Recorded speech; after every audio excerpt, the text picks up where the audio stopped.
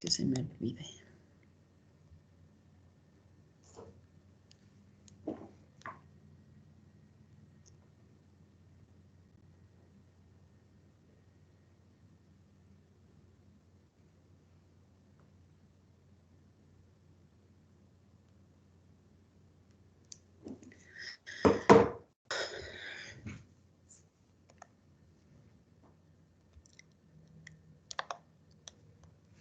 Bueno.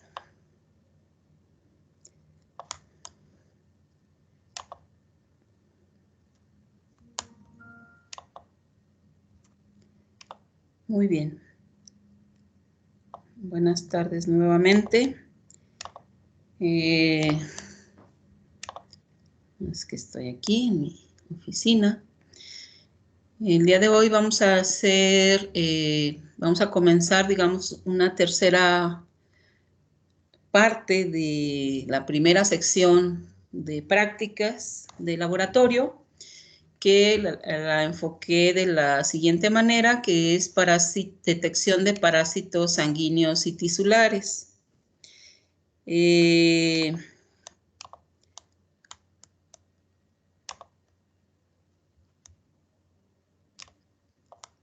corresponde a las prácticas 4 y 5, ¿sí? Entonces, vamos a ver el día de hoy un poco de cómo se procesan muestras sanguíneas para detección de parásitos, lógicamente, en la sangre, ¿verdad? Y como ejemplos vamos a ver Trypanosoma cruzi, causal de tripanosomiasis americana o enfermedad de Chagas, y Plasmodium como causal de paludismo o malaria. Hoy veremos entonces generalidades del proceso de muestras sanguíneas y como ejemplo ahora Trypanosoma cruzi. Entonces, les recuerdo que como no estamos haciendo las prácticas presenciales, pues bueno, ustedes tienen ahí en su manual cómo debe procesarse, qué cuidados deben de tenerse para el caso de el manejo de Trypanosoma cruzi. Nosotros lo vamos a ver de otra manera para que pues ustedes puedan seleccionar en algún momento métodos o diferentes métodos cuando se enfrenten a parásitos sanguíneos. Lógicamente ahorita va a estar enfocado a estos protozoarios, pero ya después los vamos a mencionar porque estos métodos pueden ser útiles para otro tipo de parásitos, para otras infecciones, no nada más parasitarias. Pueden ser fúngicas, bacterianas, virales o incluso de otros organismos no relacionados al tema que nos ocupa. Bueno, ustedes ya tienen por ahí en aula virtual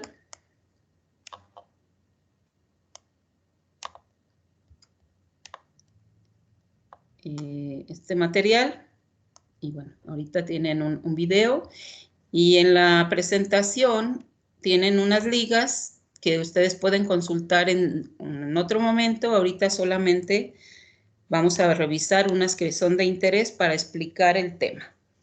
Bueno, vamos a comenzar. Como ya dije, esta sección o esta parte la denominé protozoarios sanguíneos de interés médico, que consta de dos partes. Una primera parte que es las generalidades y métodos de diagnóstico de laboratorio que se utilizan para la detección de protozoarios sanguíneos. Y en la parte B, que es propiamente lo que viene en su protocolo, cómo se hace el diagnóstico de tripanosomiasis americana y de paludismo. ¿Sí? Esta en la que participan transmisores. No es que todos los parásitos sanguíneos ocupen transmisores, pero bueno, para fines de lo que vamos a ver ahora, pues son dos parasitosis transmitidas por vector, que se denominan así, en las cuales participan insectos. Hay más enfermedades. Y estas dos enfermedades pues son de relevancia a nivel mundial y una de ellas a nivel estatal, que es la tripanosomiasis americana, La encontramos aquí en el estado, hay casos, y aprovecho para pedirles algo que me habían pedido en el laboratorio y se me había pasado. Si alguien es de Calvillo o Malpaso por ahí y tuviera conocimiento o ha visto el transmisor del cual vamos a hablar más adelante, pues les pediría que si nos pueden traer para poder aislar al agente teológico. Bueno, más adelante ya platicaré al respecto. Entonces vamos a comenzar. Como comentaba, pues vamos a ver la presencia o a buscar la presencia de parásitos en la sangre. Estos parásitos, pues, se conocen como hemoparásitos. Y en este caso, vamos a hablar de parásitos que pueden pasar la mayor parte de su ciclo biológico en la sangre, o bien tienen que estar en algún momento de su ciclo en la sangre. ¿Por qué? Porque pueden estar afectando intracelularmente algunas células sanguíneas o vivir extracelularmente. Ahora vamos a ver un parásito que en una etapa de su ciclo pasa en la sangre de manera extracelular y otro parásito que también tiene una parte de su ciclo en la sangre, pero hasta ahora se acepta que es intracelular, ¿sí? Es muy importante cuando revisamos una muestra sanguínea, pues tener un ojo observador, ¿verdad? Porque a veces hay enfermedades que se diagnostican, como ya lo han visto o lo verán más adelante en sus carreras, en sus materias profesionalizantes, que hasta las alteraciones celulares, el cambio de tamaño, la presencia de vacuolas, gránulos o pigmentos fuera o dentro de la célula, pueden ser indicadoras de una patología, no necesariamente infecciosa. Aquí pues nos vamos a enfocar a buscar parásitos. Ay, si ya descargaron la presentación, denme oportunidad de corregir. Aquí está mal escrito, miren qué horror. Está mal escrito ahí. No lo puedo dejar así. Falciparum.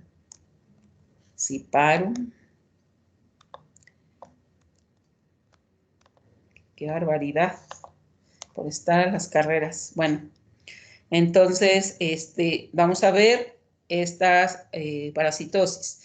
Y bueno, otra cosa importante es que si ustedes llegan a trabajar en zonas endémicas en donde se reportan enfermedades transmitidas por vector y que pueden estar asociadas a este tipo de muestras, pues algo recomendable es sugerir su búsqueda si los síntomas pueden dar una idea de que está presentando con probabilidad alta o cierta probabilidad alguna de estas enfermedades.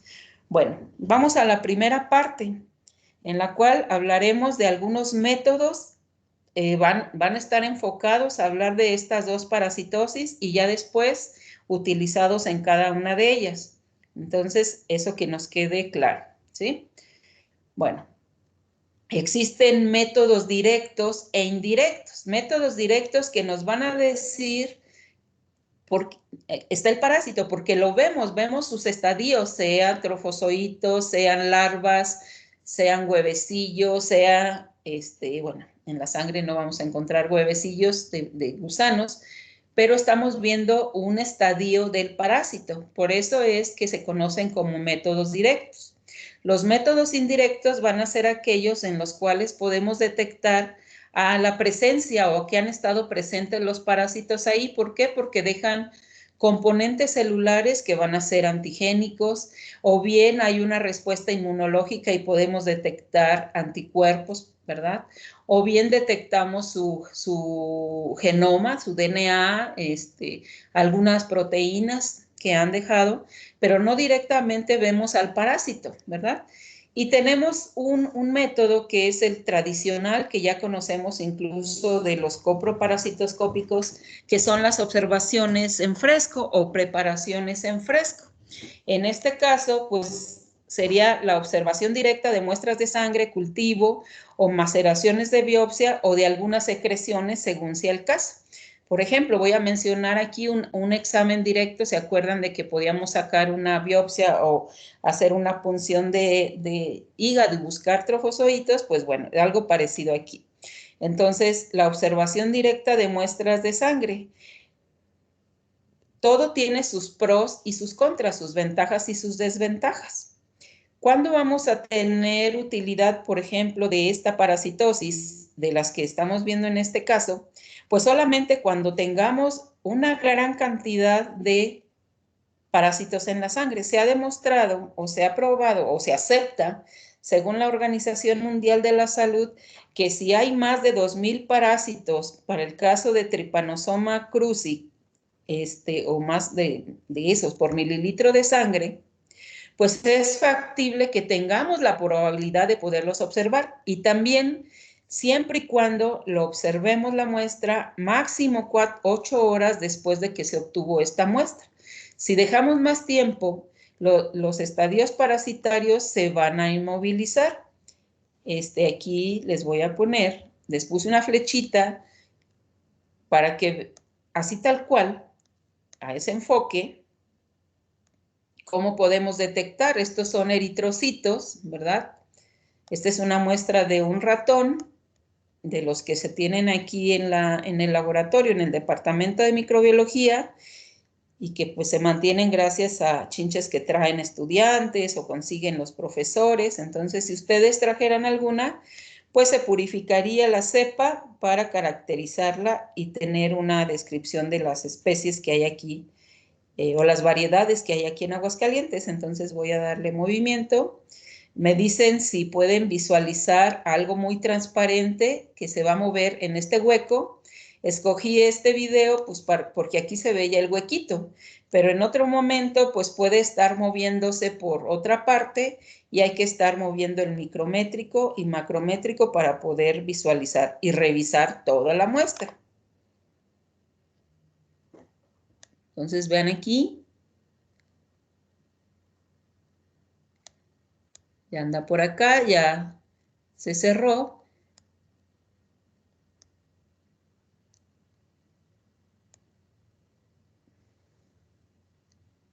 Ahorita le regreso. Se sigue moviendo por aquí. Entonces, vean al inicio, atraviesa aquí. Ahí está. Es el estadio de tripomastigote sanguíneo de Trypanosoma cruzi, observado en fresco, recién obtenida la sangre de un ratón inoculado con esta cepa de Trypanosoma. ¿Qué otra cosa se puede hacer como métodos directos? O sea, aparte de hacer el examen en fresco, se puede hacer un frotis de sangre o también una técnica que se conoce como gota gruesa. Entonces, ¿qué podemos hacer? Extensiones de sangre. Hay dos principales, una que es el frotis y la gota gruesa. La toma de muestra puede ser a partir de un dedo, de un lóbulo de la oreja, o incluso en algunos casos, cuando queremos hacer más estudios a esa muestra sanguínea, pues se puede hacer de una punción venosa, no solamente capilar.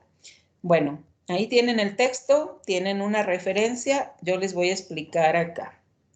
¿Qué se hace primero? Pues se desinfecta un dedo, puede ser cualquiera, en particular el índice, nunca el pulgar, se desinfecta perfectamente, se hace una punción con una lanceta, se desecha la primera gotita porque puede salir con suero y luego se hace dos cosas, frotis y gota gruesa. Se puede hacer el frotis en la laminilla y la gota gruesa en otra. Por lo general se hacen en la misma laminilla, ¿sí? Debe hacerse en portaobjetos que de preferencia deben ser nuevos, estar lavados y desengrasados y no tener rayaduras, porque eso puede afectar el momento de procesar la muestra. Entonces, ¿cómo se hace el frotis? Lo primero que se hace es, ya que se descartó la primera gotita de sangre, se pone otra gota pequeña, como ven aquí, y después se ponen de 3 a 5 gotitas en el extremo de la laminilla, ¿sí? O sea, se colocan sobre la punción donde está saliendo la sangre, Si fuera una muestra de punción venosa, pues se pone una gota pequeña y las 3 gotas. Inmediatamente que sacaron la sangre, porque aquí no debe de tener de preferencia anticoagulantes y vamos a hacer gota gruesa. Si no se va a hacer gota gruesa, pues puede usarse muestras con anticoagulantes, ¿sí? Ojo aquí, esto es para obtener un frotis, muestras para obtener frotis, que es una gota pequeña, y 3 a 5 gotas pequeñas que van a ser utilizadas para la gota gruesa. Entonces, hasta aquí tenemos nuestras muestras para estas extensiones de sangre. ¿Cómo se hace el frotis? ¿Sí? Bueno, esta va a ser para el frotis, esta va a ser nuestra muestra para la gota gruesa. Entonces ya tenemos aquí nuestra gota para el frotis y nuestra muestra para la gota gruesa. Entonces, primero con otra portaobjetos que también debe estar limpio, vamos a hacer el frotis. No sé si alcanzaron a hacerlo, creo que no, en inmuno o en histología. Entonces está nuestra gotita. Más adelante vamos a ver un video, ya cuando hablemos de las parasitosis. Ahorita nada más es mencionar las técnicas. Entonces queda la gotita pequeña, se coloca un portaobjetos también limpio, seco, desengrasado, se coloca sobre la gota pequeña, se hace más o menos que forme un ángulo de 45 grados centígrados, digamos aquí, se va a extender la gota por capilaridad a lo largo de la laminilla portaobjetos y luego se extiende, ¿sí? Aquí quedó. Y para hacer la gota gruesa, tenemos aquí las 3 gotitas, digámoslo así. Con la punta del mismo portaobjetos que hicieron el frotis, van a mezclarlas, ¿sí? Las van a mezclar para desfibrinar. Esto es, recuerden que son muestras sanguíneas sin anticoagulante. Entonces hay que quitar la fibrina que formaría el coagulito o el coágulo pequeño que se llegaría a formar. Entonces mezclamos, homogenizamos la muestra, desfibrinamos y extendemos. Puede quedar redonda o puede quedar en un cuadrado que luego se dice que se hace como N, pero ahorita vamos a verlo así, ¿sí? Y sobre el frotis, ya que está seco, ya que se secó, podemos escribir un número, el nombre del paciente o una clave que nos identifique al paciente que corresponde. Esto es, si hicimos la muestra frotis y gota gruesa en una sola laminilla. Si hicimos un frotis en una laminilla y la gota gruesa en otra, podemos utilizar portaobjetos que tienen esmerilado un extremo. Y en ese esmerilado se puede escribir con un lápiz los datos del paciente o una clave que nos lleve a identificar fácilmente a qué paciente corresponde, ¿sí?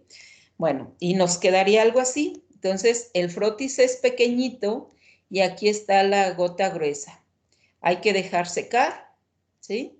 Perfectamente. Y dependiendo de lo que vayamos a hacer más adelante, dependerá lo que sigue. Ahorita simplemente hicimos nuestro frotis, nuestra gota gruesa que está desfibrinada y todavía está roja. Y está roja porque todavía hay eritrocitos ahí, ¿sí? Bueno, ¿cuál es la función del frotis? El frotis, pues, es un extendido en donde nosotros vamos a ver como si hiciéramos el frotis sanguíneo para contabilizar o cuantificar las células sanguíneas. Se extiende y se cuentan, quedan separados las células, eritrocitos, neutrófilos, bueno, leucocitos y eritrocitos. Y podemos diferenciar los diferentes tipos de leucocitos. Y en ese frotis, si hay parásitos extra o intracelulares, pues los podemos visualizar. Y habría que revisar toda la extensión del frotis, que debe ser más o menos de este tamaño, ¿sí? ¿Cuál es la ventaja del frotis respecto a la gota gruesa? Ahorita vamos a ver. La gota gruesa es un método de concentración. En esta, como pusimos más de una gota, pues va a quedar concentrada células. Y al quedar concentradas, pues nosotros tendríamos todo amontonado ahí. ¿Qué quitamos ya? Pues la fibrina.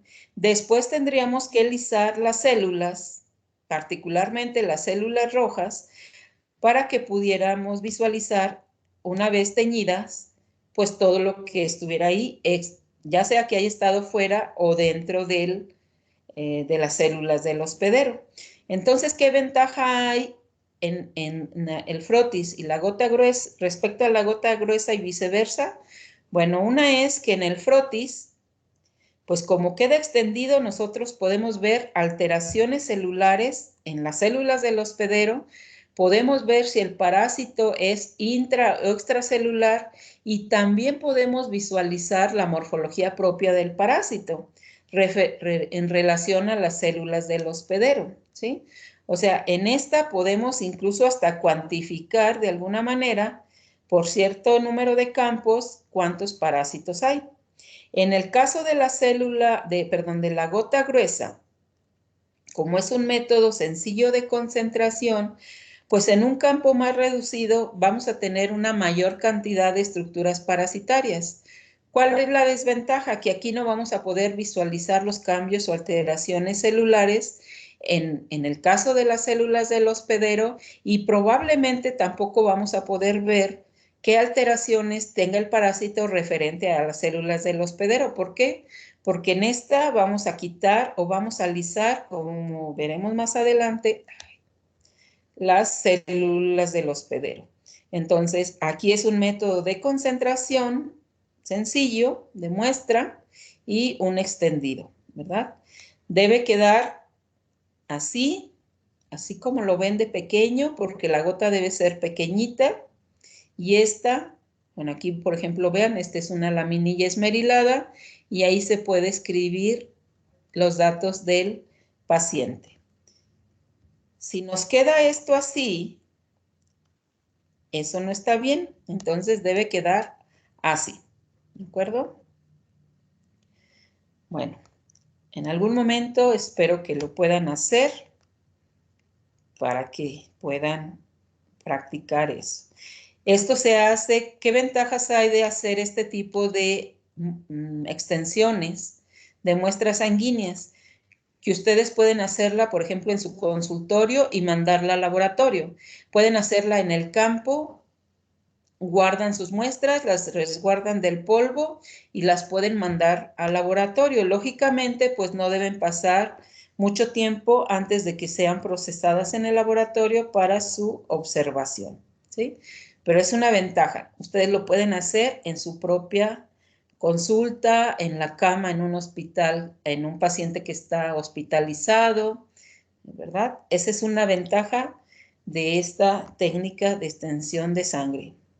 La muestra la pueden obtener ustedes mismos. Y hay muchos médicos que lo hacen así, sobre todo en zonas endémicas de ciertas enfermedades. Bueno, ya una vez que se hizo el frotis o la gota gruesa y dejamos secar, vamos a decidir en el laboratorio qué hacer después, ¿sí? Se pueden fijar dependiendo de lo que se va a proceder. En el caso, lo más común es que se tiñan con Giemsa. Hay otras tinciones que vamos a mencionar más adelante por ejemplo, una tinción modificada de Giemsa que se llama My Greenwald, que combina la tinción de Wright, que es la que se utiliza para en los frotis sanguíneos, para los recuentos diferenciales de leucocitos, y esa de la tinción de Giemsa Wright, ¿verdad? Tinción de My Greenwald. Hay diferentes tinciones. La tinción de Giemsa es la más común que se hace en las muestras sanguíneas cuando se buscan parásitos, porque esta tinción permite diferenciar el núcleo del parásito del referente o respecto a las células del hospedero, ¿sí? Entonces, esta es la más común y por eso es que les puse. En el caso de estas muestras, lo único que vamos a poder fijar es el frotis. Aun cuando esté en una sola laminilla, solamente sumergimos el frotis, la parte del frotis, en metanol absoluto durante unos 20 minutos o bien dejamos el metanol que actúe y se evapore. La gota gruesa no se debe fijar en metanol, aunque se vaya a teñir con Giemsa. Hay un problema con ello, pero bueno, es así. Ahorita vamos a ver por qué. Entonces, la tinción de Giemsa va a ser para teñir tanto el frotis como la gota gruesa. O también lo pueden encontrar a nivel de información de la Organización Mundial de la Salud o de Secretaría de Salud como extensión fina y extensión gruesa. Entonces, el frotis debe ser fijado con metanol porque acuérdense que ahí es donde vamos a ver las alteraciones en las células del hospedero, la presencia de los parásitos, si están extra o intracelulares, si hay gránulos, entonces esta debe estar fijada para que las estructuras o las células, ya sean del hospedero o de los parásitos, no se modifiquen, tienen que tener un fijador. Y la tinción de Giemsa utiliza metanol absoluto. El frotis o gota gruesa, como lo que queremos es sacar o concentrar en un campo a los parásitos, no se fija. Ahorita vamos a ver, ¿verdad? Entonces, como la gota gruesa no va a estar teñida, ¿sí? O no va a estar fijada, si la fijamos, pues no va a poder ocurrir lo que sigue. Me voy a regresar para mostrarles aquí. Entonces, tenemos ya esta muestra, ¿verdad? En la cual fijamos con metanol el frotis, ya sea sumergiéndolo de manera que no toque el metanol la gota gruesa. Ya la tenemos lista, ya está fijada y ahora vamos a proceder a la tinción. En la tinción,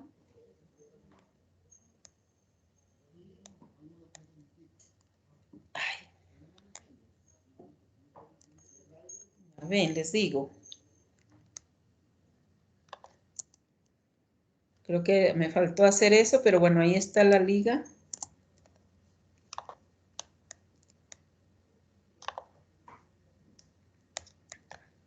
Me olvidó abrirla. Ay.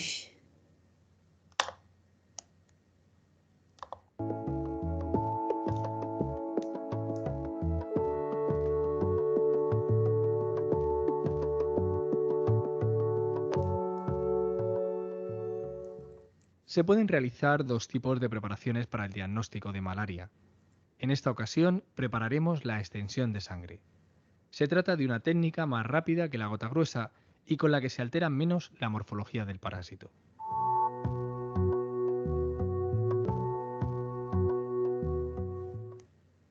Rotular el portaobjetos con el nombre del paciente o sus iniciales. Depositar una pequeña gota de sangre en un extremo de un portaobjetos limpio. Extender la gota inmediatamente con la ayuda de otro portaobjetos, manteniendo entre ambos un ángulo de unos 45 grados. Secar rápidamente la preparación agitándola manualmente para obtener una distribución homogénea de los hematíes.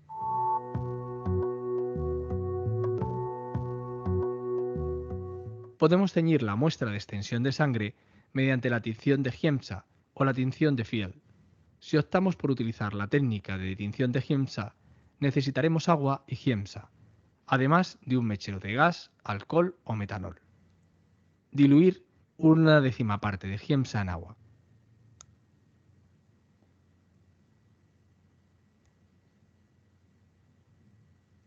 Antes de teñir, hay que fijar la extensión con calor o con metanol durante como máximo 1 minuto.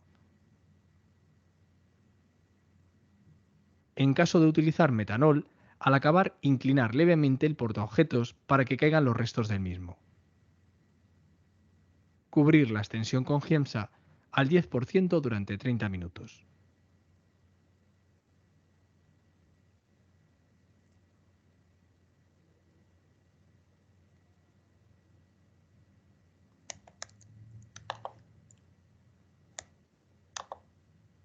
Ay.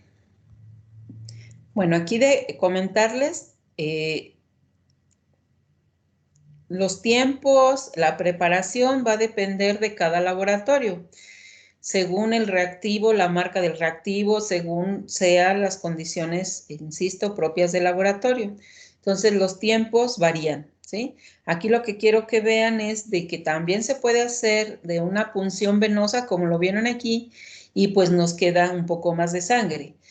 Comparen cuando se toma de una punción capilar, que dije puede ser del dedo, incluso puede ser del lóbulo de la oreja, o en este caso que les presento aquí, en este video, como lo hacen de una punción venosa, en donde el extendido puede ser mayor, ¿sí? Entonces, todo va a depender de cómo hagamos la punción y los pasos, pues, o lo que mencionan ahí de que diluya y utilice, eso varía dependiendo del laboratorio.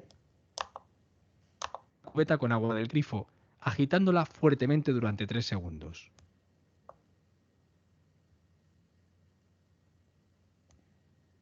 Dejar secar la preparación en posición vertical.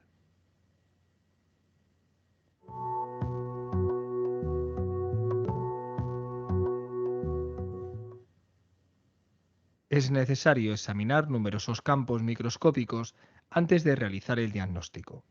Como norma general, se deben revisar un mínimo de 100 a 150 campos o unos 10 minutos por cada preparación.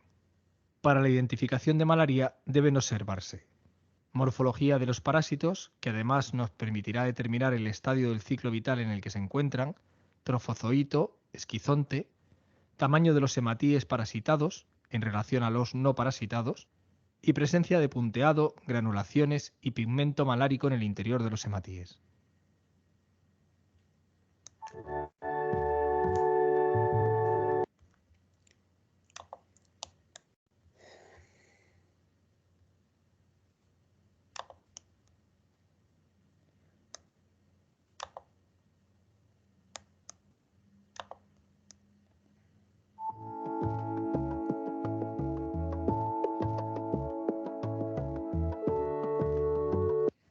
Para que no quede excesivamente gruesa, lo suficiente para que pueda leerse a su través. Esta es la gota gruesa.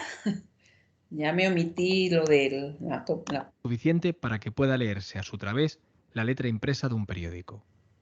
Realizar movimientos circulares sobre la gota utilizando la esquina de otro portaobjetos para desfibrinar la gota de sangre.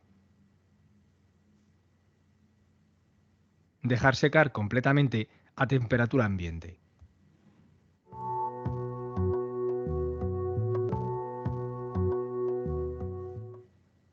Podemos teñir la muestra de gota gruesa mediante la tinción de Giemsa o la tinción de Field. Si optamos por utilizar la técnica de la tinción de Giemsa, necesitaremos agua y Giemsa. Diluir 1/10 parte de Giemsa en agua. Ay, disculpen. Cubriéndola con Giemsa durante 20 minutos. Bueno, aquí no lo dice, creo. No, no lo dice, a ver.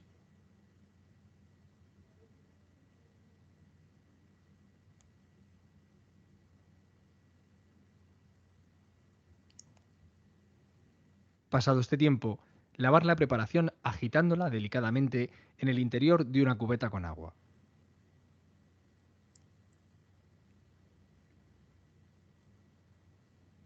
Dejar secar la preparación en posición vertical.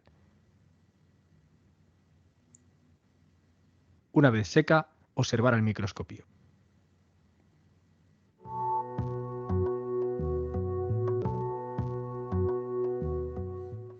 Las formas parasitarias deben distinguirse de los restos de hematíes, leucocitos y de los artefactos que hayan podido producirse durante el procedimiento. Se observarán 3 componentes del parásito: citoplasma, teñido de azul, cromatina, teñida de rojo o violeta, y gránulos de pigmento malárico, teñido de marrón, negro o amarillo.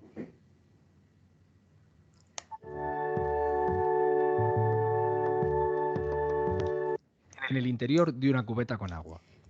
El hecho de poner en el colorante y hacer ese lavado en una muestra que no se fijó hace que se lisen las células sanguíneas.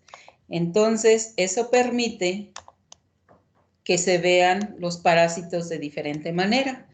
Ahí, pues, bueno, mostraron una imagen muy bonita de la extensión fina o del frotis, pero veríamos en el caso del paludismo los eritrocitos, ¿verdad? Bueno, aquí ya vean, estos son los eritrocitos con un trofozoito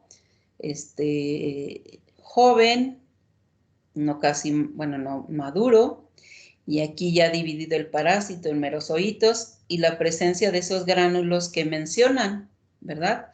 Entonces podemos ver los cambios celulares tanto en las células del hospedero como en el parásito. Eso quedaría en el frotis.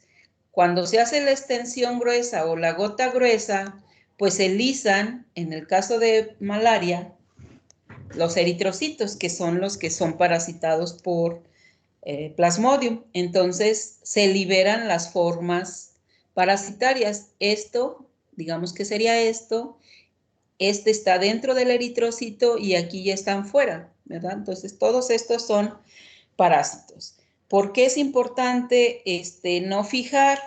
Pues para que durante el proceso de la tinción, todos los componentes que tiene el colorante lisen los eritrocitos, no se dañan totalmente los parásitos. Y aquí lo que vamos a querer o lo que queremos detectar es parásitos concentrados en un campo más reducido. Entonces, es una ventaja el concentrar y acá ver las alteraciones morfológicas. Esto sería para un parásito intracelular. Aquí, bueno, no les puse una de la gota gruesa, pero esto se vería en una muestra, no son de humano, por eso ven los eritrocitos que tienen núcleos, pero aquí estarían extracelularmente los tripomastigotes. Y si el caso era de una gota gruesa, esto debería estar lisado, ¿sí? Se verían como restos y un mayor acúmulo de tripomastigotes para el caso de la tripanosomiasis en un campo más reducido si es que hubiera la presencia de los parásitos. Entonces, estas son un ejemplo de tinciones de un frotis y una gota gruesa, ¿sí? Hay otros métodos en los cuales, o para los cuales también se utiliza particularmente ya de punción venosa. Entonces, por eso les decía que va a depender de qué hagamos o qué queramos hacer con la muestra de sangre. Tenemos dos métodos en los cuales tomamos un poco más de sangre, que es el método de Stroud o el método de Bennett. El método de Stroud es un método de concentración, pero en este caso también debe ser muestras sin anticoagulantes y se centrifugan para obtener eritrocitos. Se procesan rápidamente, ¿verdad? Entonces la muestra se centrifuga y rápidamente se hacen frotis de la parte inferior para observar y luego se tiñen, ¿sí? Que digamos que se pudiera hacer lo que ya vieron en el video, ¿sí? Un frotis y una gota gruesa a partir de sangre. Este otro método también se conoce como de hematocrito o de microhematocrito, porque lo que utiliza es un tubo capilar. Y en este caso sí se utilizan hematocritos o tubos capilares que tienen heparina. Bueno, no lo separé. Hay dos principales variantes. Una que es en donde tenemos el tubo capilar, se puede hacer la preparación directamente de sangre venosa o directamente del lóbulo de una oreja o de una punción en la yema de un dedo. Este método, que era el que se utilizaba con anterioridad o que algunos lo siguen utilizando, es ya que se centrifuga el hematocrito o el tubo capilar y se van a separar los eritrocitos, similar a esto, ¿verdad? Eritrocitos, por aquí va a haber glóbulos blancos, que sería en esta parte, que es donde vamos a buscar, en este caso, en algunos parásitos. Todo depende de lo que queramos hacer. Y el suero. Entonces se rompe esta parte y lo que quedó en la parte central es lo que se coloca en un portaobjetos nuevo, desengrasado, etcétera, y se hace una observación, ya sea un examen en fresco o bien una tinción, ¿sí? Dependiendo de lo que queramos hacer. ¿Cuál es el problema con esta técnica? Que como involucra romper el tubo capilar, pues podemos romperlo más, nos podemos infectar, dependiendo del parásito que estemos buscando. Entonces, pues esto realmente ha caído un poco en desuso. Se prefiere hacer la punción de capilar y directamente tomar las gotas y hacer las preparaciones. Bueno, todo es con guantes, etcétera, etcétera. Hay ahora, pues, los que tienen esta opción, toman la punción con el tubo capilar y el tubito capilar, una vez que se centrifugó, se coloca en un portaobjetos. Esta es una opción que todavía algunos laboratorios lo pueden hacer y luego se observa en el microscopio en 40X, ¿sí?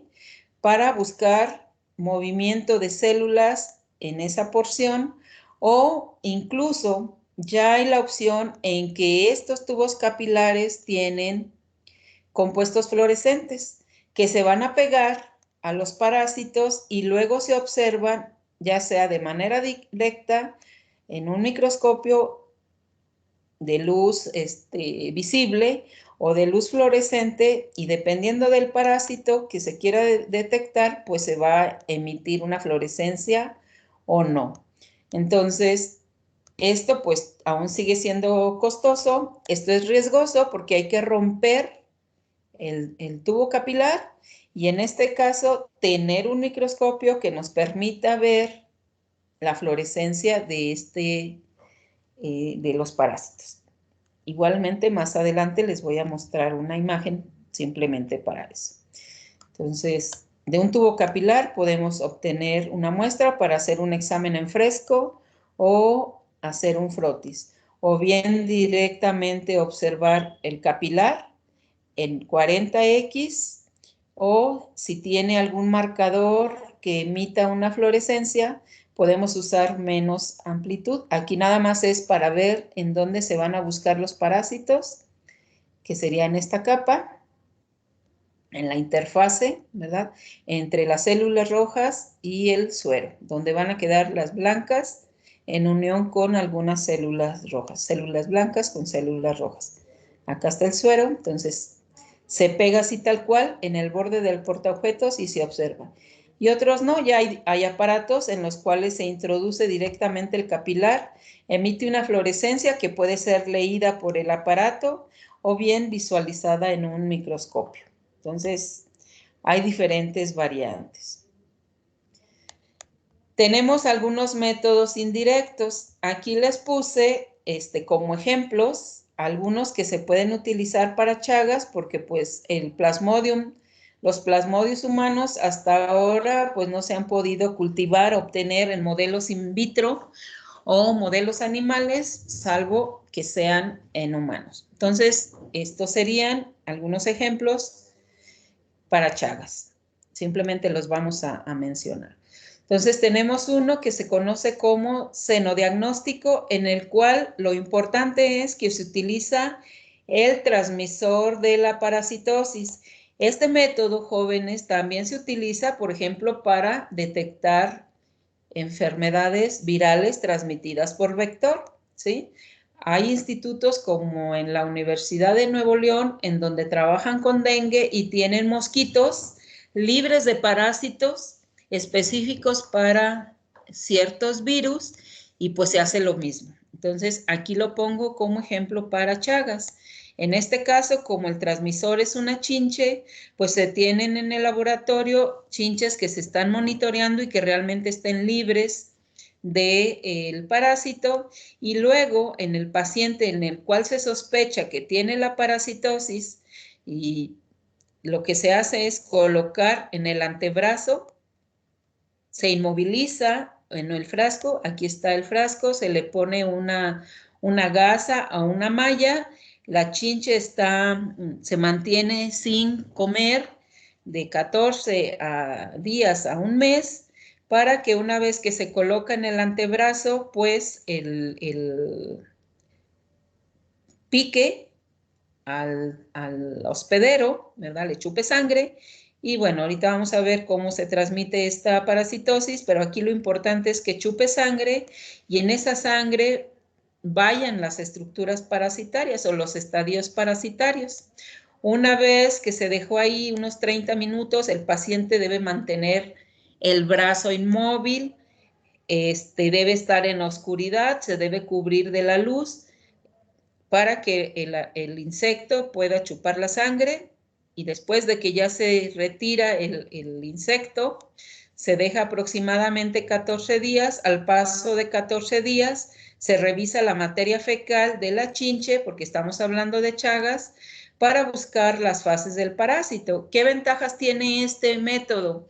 Que si en esa muestra había menos de 2000 parásitos por mililitro de sangre, pues en el transmisor el parásito se va a replicar, y cuando ya busquemos en sus heces, si había poquitos, pues vamos a encontrar una mayor cantidad de estructuras parasitarias. Aquí simplemente es para que vean, se revisan las heces del insecto y vean, todo esto son diferentes estadios. Aquí pues está de un paciente del que se sospeche la enfermedad, y de encontrarse este parásito en el contenido intestinal del vector, como es en este caso, se considera positivo. Cabe destacar que este es el método más eficiente para el aislamiento del parásito en la fase aguda de la enfermedad. Este seno diagnóstico pertenece a un caso clínico del cual se realizó una publicación y pueden verlo en el enlace que sale al final del video, además de otros métodos diagnósticos como el método de Stroh. Vean, todos estos son estadios parasitarios. Si en el hospedero había 100, en el insecto transmisor se van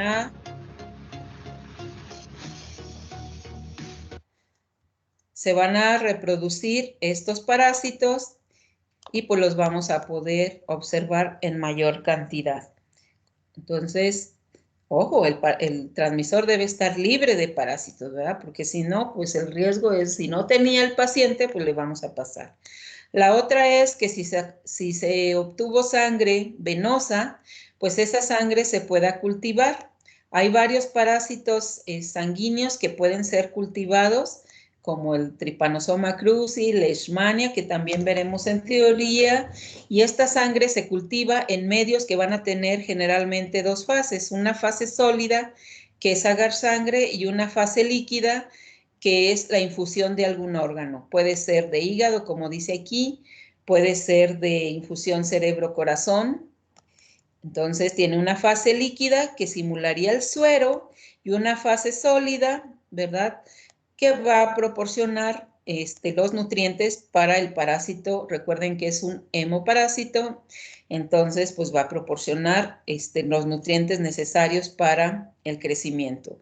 Además, estos medios se adicionan con antibióticos que van a eliminar el crecimiento de bacterias y de hongos contaminantes, y en algunos casos, dependiendo del medio, se pueden agregar algunas otras cosas como vitaminas, pero eso va a depender del parásito que nosotros queramos aislar, ¿sí? En el caso de nosotros, en el laboratorio, utilizamos este medio que es de quienes lo diseñaron. Se llama medio NN, que es de Novi, Magnil y Nicole, ¿verdad? Y una vez que ya se inoculó la sangre en este medio de cultivo, se deja en incubación unos 8 días a 28 grados centígrados para revisar nuevamente el sobrenadante, perdón, en la fase líquida del medio, que es la infusión, ¿verdad? Se hace una observación y nuevamente vamos a buscar los diferentes estadios de este parásito, que para fines de Chagas van a ser los mismos que observaríamos en el transmisor. Es más efectivo hacer el senodiagnóstico que un hemocultivo, pero no todos los laboratorios cuentan con los transmisores. Entonces, en segunda opción, también de efectividad, está el hemocultivo, ¿sí? El hemocultivo, ustedes lo vieron en bacteriología, que se utiliza, se funciona para obtener sangre, se cultiva o se inocula para desarrollar bacterias que pudieran estar en la sangre, es similar. Aquí lo mismo, pero lo que vamos a buscar son parásitos. Igualmente, si quisiéramos ver hongos, pues también los podemos reproducir aquí, ¿sí? Aunque generalmente los hemocultivos como tal, en fase o bifásicos, porque tienen una fase sólida y una fase líquida, se utilizan para aislar bacterias, parásitos, particularmente, ¿sí? Y bueno, la última opción, cuando los parásitos también pueden parasitar animales, pues es la inoculación experimental, en la cual además de obtener las fases que pudiéramos obtener en un paciente humano, en la sangre, pudiéramos obtener las fases extrasanguíneas o que son en tejidos, ¿sí? En este caso, pues se inocula intraperitonealmente el ratón, algo similar a lo que se hizo en el seno diagnóstico, se deja pasar 14 días aproximadamente y después de 14 días se hace una punción sanguínea para hacer el examen en fresco, frotis, gota gruesa, o bien se hace una punción para hacer el método de Stroud o según lo que queramos hacer, o incluso cultivos, ¿sí? Entonces, ¿para qué? Para buscar los estadios en el ratoncito, en el caso de Chagas, los estadios que encontraríamos en el humano, que serían los estadios sanguíneos, y para el caso de este modelo de Chagas también podríamos encontrar los estadios tisulares, que ya veremos más adelante, son diferentes a los sanguíneos, ¿sí? Entonces, tripomastigote en sangre y amastigotes en tejidos. Entonces, solamente retomando, tenemos métodos directos, el examen en fresco, frotis, gota gruesa, las tinciones de los frotis, o métodos de concentración, ¿verdad? El de Stroud, el de Bennett o de tubo capilar, y los métodos indirectos, seno diagnóstico, hemocultivo y inoculación experimental. ¿Hasta aquí tienen alguna pregunta? Porque vamos a ver otras variantes.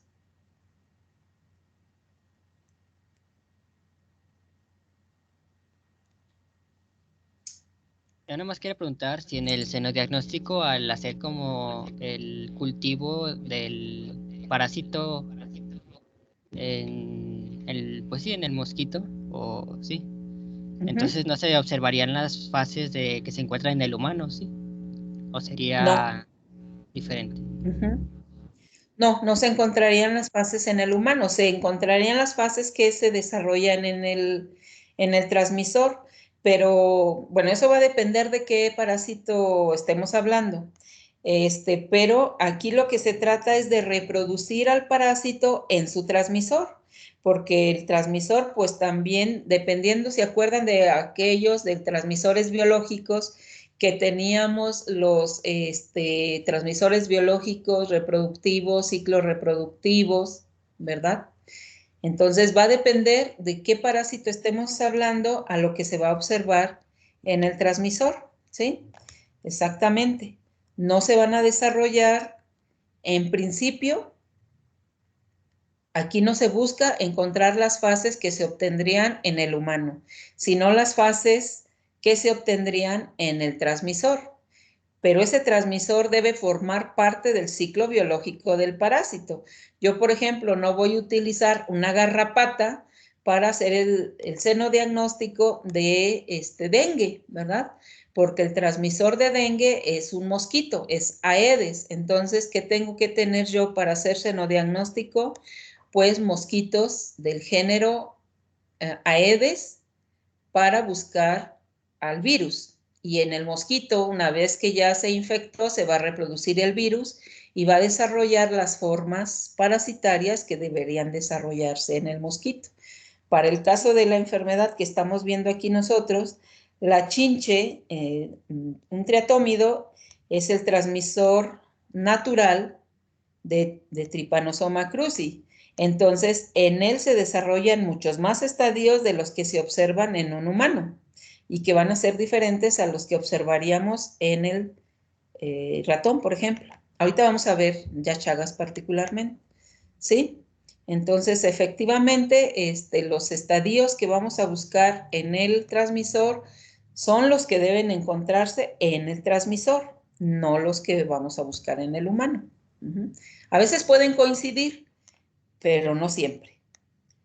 ¿Sí es a lo que se refería su pregunta, compañero? Sí, sí me quedó claro. Sí, gracias. Ajá. ¿Alguna otra pregunta? Yo, maestra. Sí, dígame. Es que igual es relacionado con el xenodiagnóstico y le quería preguntar que al momento, o sea, como tal, el insecto, ¿tienes que el laboratorio saber que no tiene parásitos o los crían aparte? ¿O cómo van a estar seguros de que no puede infectar al paciente? Porque puede que sí estén, o sea, que sí presente, por ejemplo, el Chagas o no lo presente. O sea, ¿qué tan riesgo-beneficio puede resultar este tipo de... Bueno, ajá, sí. Justamente por eso es que muchos laboratorios no lo hacen, ¿verdad?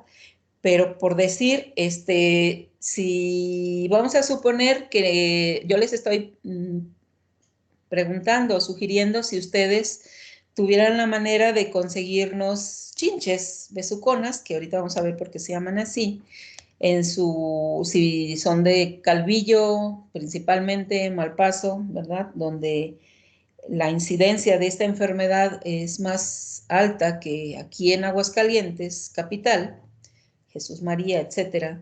Entonces lo que se hace es revisarlos. ¿Y qué se hace? Pues se hace como una especie de lavado intestinal de estos insectos para buscar en sus heces. Sus heces se cultivan en el medio bifásico para asegurarnos que realmente no tengan el parásito. Estos pueden mantenerse en el laboratorio y se reproducen. Y como veremos más adelante, las ninfas son más ávidas de alimentarse que los adultos, entonces se están revisando. No nada más revisando las heces, porque pues puede haber error. También se cultivan en el medio bifásico en el cual vamos a obtener. Entonces, se hace una revisión constante de estos insectos para asegurarse de que no tienen el parásito, ¿sí? Y ya aquellas chinches que se usaron para alimentar o para hacer el diagnóstico en un paciente, esas chinches ya no se vuelven a utilizar en otro paciente, ¿sí? O sea, por eso es que se tiene como un criadero, digámoslo así, de estos insectos, pero por ética y según las normas internacionales marcadas por la Organización Mundial de la Salud, una vez que ya utilizaste un insecto para hacer senodiagnóstico, no puedes utilizarlo en otro paciente. Además, estos insectos son nematófagos. Se tienen que tener un animal del cual estar alimentándolos. Entonces, aquí se revisan, ¿verdad? Porque se alimentan de un vertebrado, y en particular se utilizan conejos. Entonces, se alimentan de sangre de conejo y se mantiene una revisión constante. O sea, porque Chagas no solamente afecta al humano, afecta a otros animales. Entonces también se tiene que verificar que esos animales que se utilizan, por decir, si yo quisiera usar una rata, un ratón para alimentar las chinches, pues tengo que también estar segura que la fuente de la sangre, en este caso el vertebrado, no tenga la enfermedad.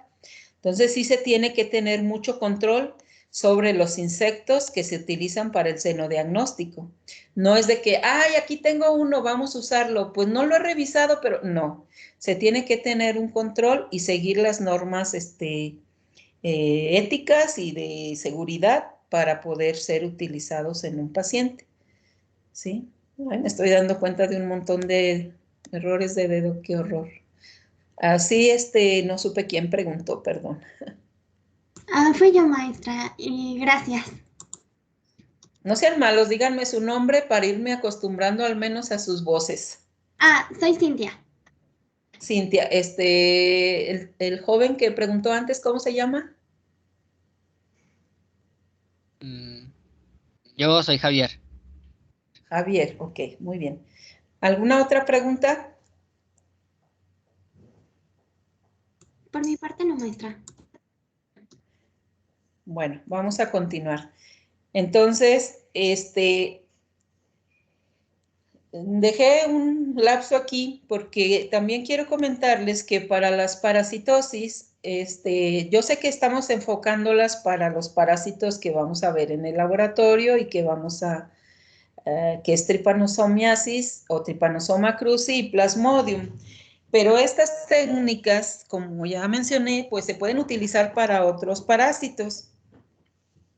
Y pues ahorita como está muy de moda la detección o el uso de pruebas rápidas para la detección de antígenos, pues no es solamente para COVID, ¿verdad? Las pruebas rápidas ya tienen algunos años en los cuales se han utilizado, pero recuerden que estas pruebas solamente se pueden utilizar si se han identificado ciertas moléculas marcadoras de estos parásitos para evitar en la medida de lo posible las pruebas falsas positivas, ¿verdad? O pruebas pues que puedan cruzar con otros parásitos. Entonces, aquí, por ejemplo, en esta tabla, ustedes pueden ver una lista, no es importante que se la aprendan ni nada, solamente es un ejemplo de pruebas rápidas para el diagnóstico de Chagas. Hay diferentes kits y pues diferentes fabricantes, presentaciones o cómo se hace la prueba, ¿verdad? Las condiciones, cuánta muestra se requiere, qué tiene que hacer así.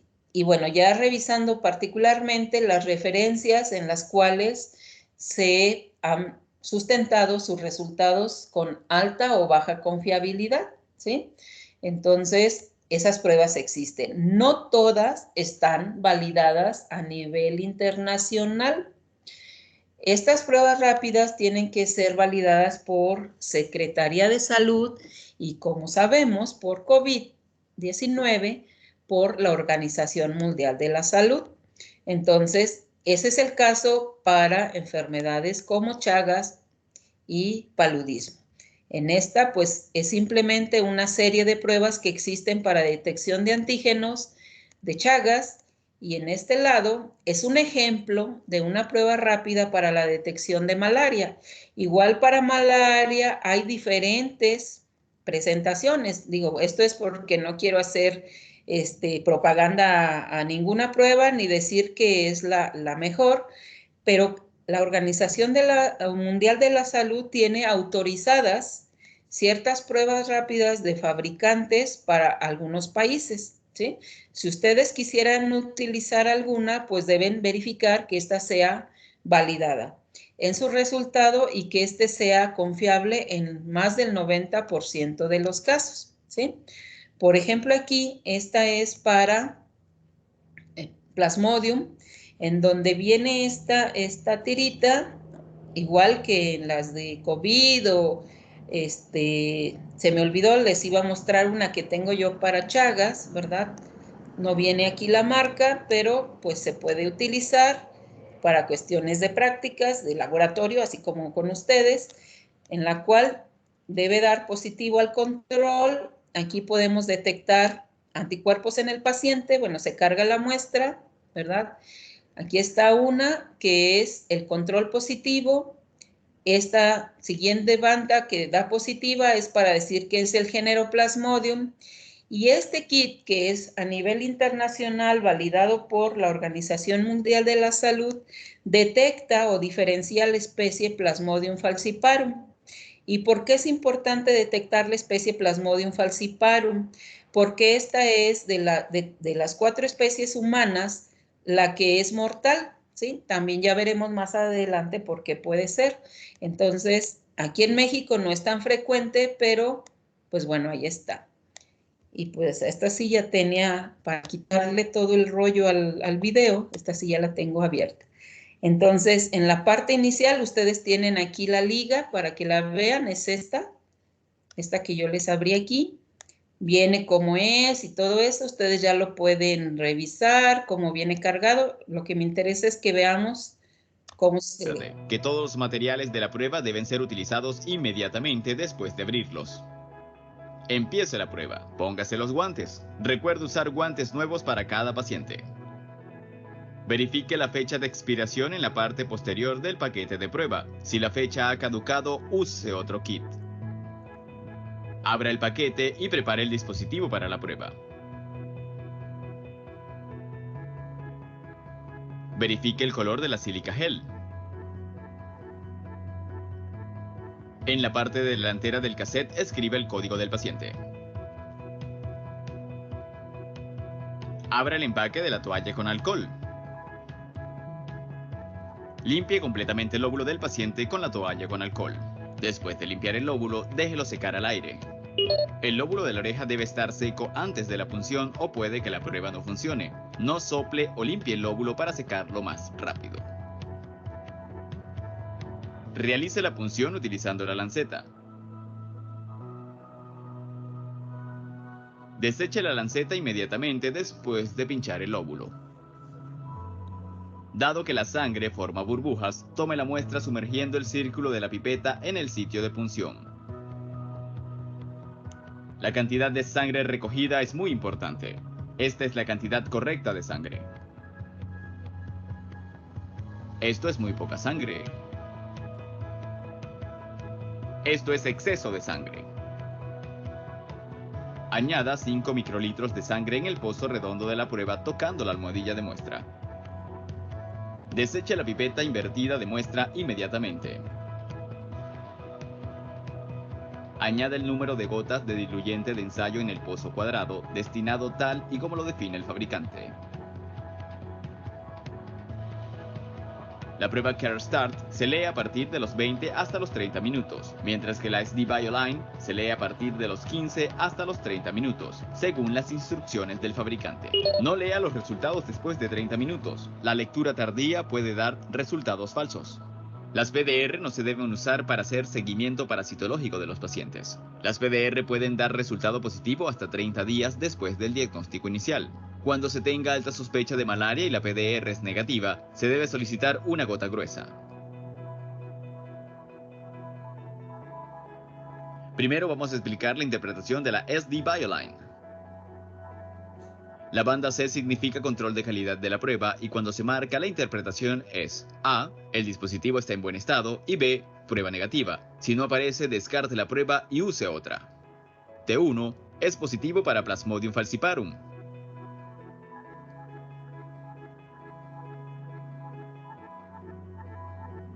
T2. Positivo de igual manera para Plasmodium falciparum.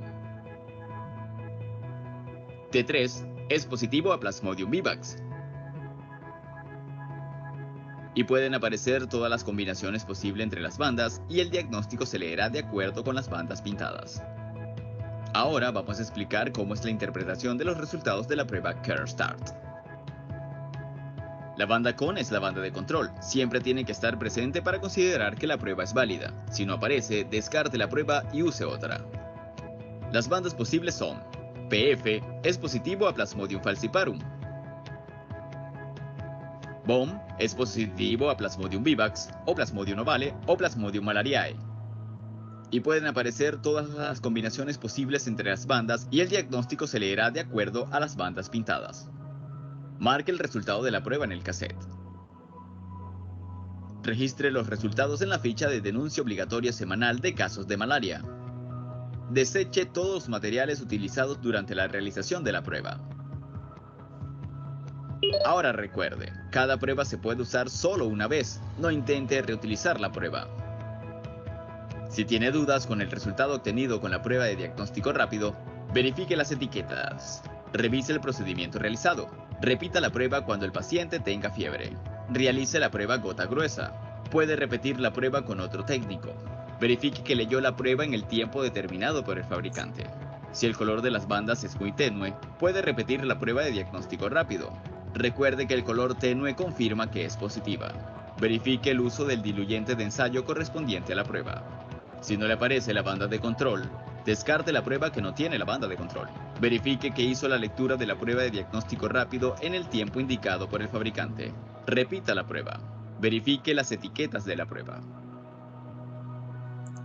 Para más información, ingrese en la página web que ve en pantalla.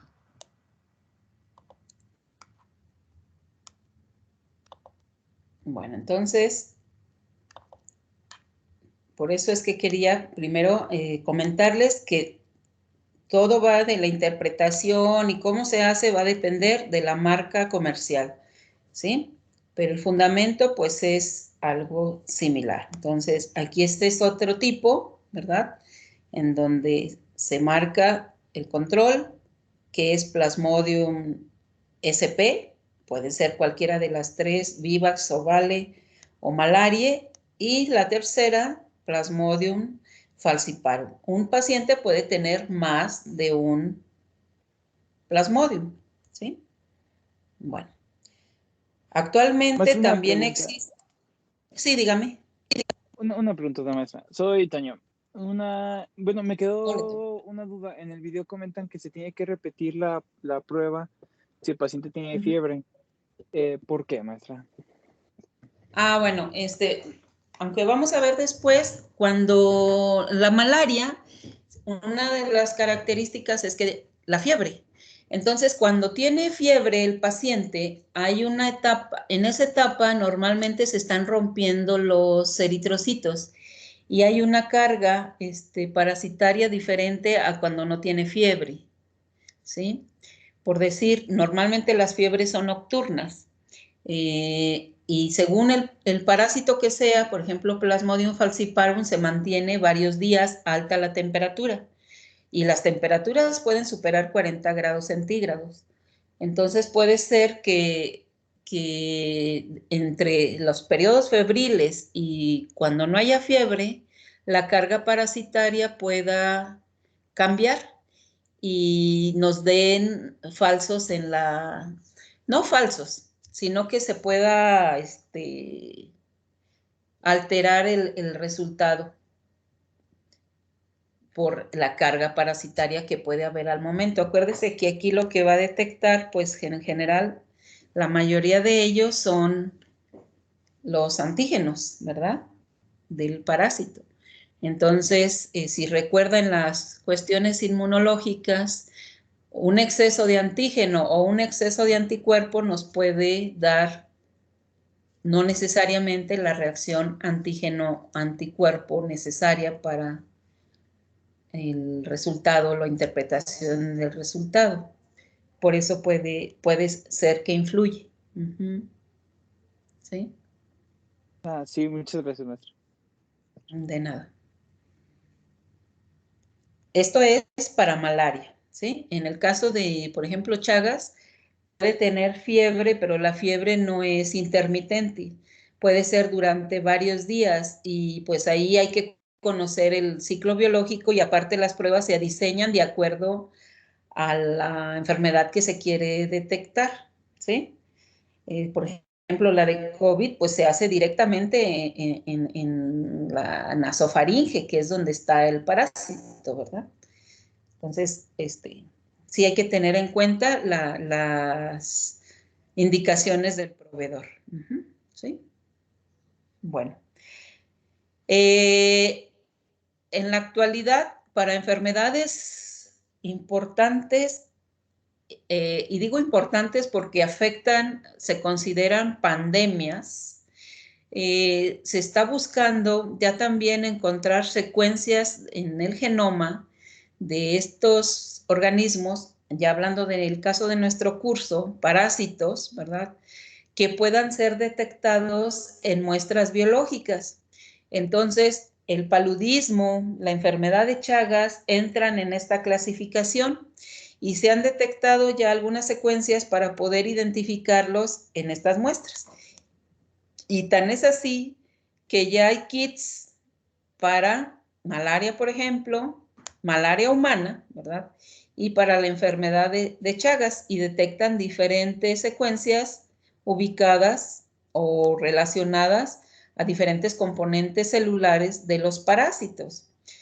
Bueno, ahorita no hemos visto las parasitosis como para decirle yo, miren, el kinetoplasto, ¿qué es? Pues ya luego vamos a saber qué es esa estructura. Pero lo que quiero aquí que nos quede como de reflexión es que no para todas las enfermedades, eso que sí nos quede claro, no para todas las enfermedades vamos a poder utilizar al día de hoy que es 6 de septiembre de 2021, la biología molecular, ¿sí? ¿Por qué? Porque no se han establecido estructuras diagnósticas que nos digan específicamente que se trata de ese organismo, sea Plasmodium vivax, Falciparum, Malaria, Vale, Trypanosoma cruzi, y con todas las variantes que hay de cada una o las cepas que hay de cada uno de estos parásitos. Se ha enfocado en buscar que sí se haga para estas parasitosis o enfermedades que son pandémicas. ¿Por qué? Porque causan muertes a nivel mundial, un número alto de muertes o discapacidades o pérdidas económicas. Entonces, bueno, por fortuna, pues hay esto. Aunque por desfortuna o desafortunadamente, pues no se ha podido erradicar estas enfermedades, ¿sí? No hay vacunas contra ellas, pero hacer el diagnóstico previene de que estas enfermedades se puedan transmitir. Entonces, la biología molecular se puede utilizar, ya incluso hay kits que te dicen qué hacer, cómo obtener la muestra, pero para otras enfermedades todavía no está establecido el método molecular, ¿sí? Entonces, pues bueno, aquí les muestro que ya hay de aplicación de biología molecular, detección molecular en muestras biológicas para malaria y para Chagas, ¿sí? Bueno, vamos a revisar un poquito, aunque lo vamos a ver en teoría. Ahorita voy a decir algunos aspectos, simplemente para ubicar esas pruebas que mencioné antes ya directamente en cada una de las parasitosis. Va a sonar repetitivo, pero quiero ya ponerlas aquí en el caso de tripanosomiasis, ¿sí? Bueno, la tripanosomiasis americana se conoce también como enfermedad de Chagas por Carlos Chagas, que fue quien descubrió esta enfermedad, estudiando incluso otras cosas, pero fue un buen observador y pues también asoció al parásito causal que es Trypanosoma cruzi. Brevemente, esta enfermedad tiene diferentes cuadros clínicos que, bueno, ahí los van a tener ustedes, ya los veremos en teoría, vamos a volver a revisar esto, pero lo quiero relacionar con el diagnóstico. Tiene una fase aguda una vez que se ha inoculado el parásito, ¿verdad? Se van a producir esa fase aguda, una fase en la cual no sabemos si tiene o no tiene la enfermedad, que se considera fase indeterminada. Ya ven, ya encontré otro error de dedo. Eso de escribir rápido no deja nada bueno. Y la fase crónica, ¿sí? En la fase aguda puede presentarse desde unos pocos días hasta 2 o 3 meses después de que se ha adquirido el parásito. Uno de los síntomas, si es que los hay, pues es fiebre, ¿sí? Puede haber una lesión local, no está representada aquí, que es una especie de úlcera que se conoce como chagoma de inoculación, que es donde dejó el parásito, el transmisor, en este caso la chinche, u otro que es un edema bipalpebral, que se conoce como signo de Romaña masa, y siempre es, o generalmente es unilateral, porque va a estar relacionado a la zona en donde ocurrió la picadura por el insecto, ¿sí? Y bueno, otras complicaciones. En esta fase, el parásito de inicio va a estar en los primeros días en la zona de picadura, pero después de 14 días vamos a poder encontrar al parásito en la sangre, ¿sí? Entonces, si estamos sospechando de que el paciente tiene la fase aguda de enfermedad de Chagas, hacer una punción venosa, una punción capilar para hacer el examen en fresco, frotis, gota gruesa, el método de Stroud, senodiagnóstico, hemocultivo, inoculación de animales, nos puede funcionar, ¿sí? ¿Por qué? Porque el parásito va a estar circulando en la sangre. En el inter de ese tiempo de que fue inoculado a los 3 meses, el parásito también va a entrar, se va a transformar a su fase intracelular. Pasado ese tiempo de 2 a 3 meses, va a venir la fase indeterminada. Es indeterminada, no nada, está mal escrito ahí. ¿Y por qué se dice que existe bajo nivel de parasitemia? Porque la fase extracelular del parásito ya no va a estar tan alta. ¿Por qué? Porque, bueno, en ese tiempo, pues acuérdense, el parásito anda circulando ahí, pero también nuestro sistema inmune está haciendo de las suyas. Sin embargo, el parásito va a entrar a las células, va a convertirse a su fase intracelular. Y no es que haya poco parásito, sino que va a haber poco parásito en circulación, ¿sí? Y por lo tanto, si yo hago un examen en fresco, si yo hago un frotis, una gota gruesa, etcétera, etcétera, pues va a ser difícil que yo lo detecte, ¿sí?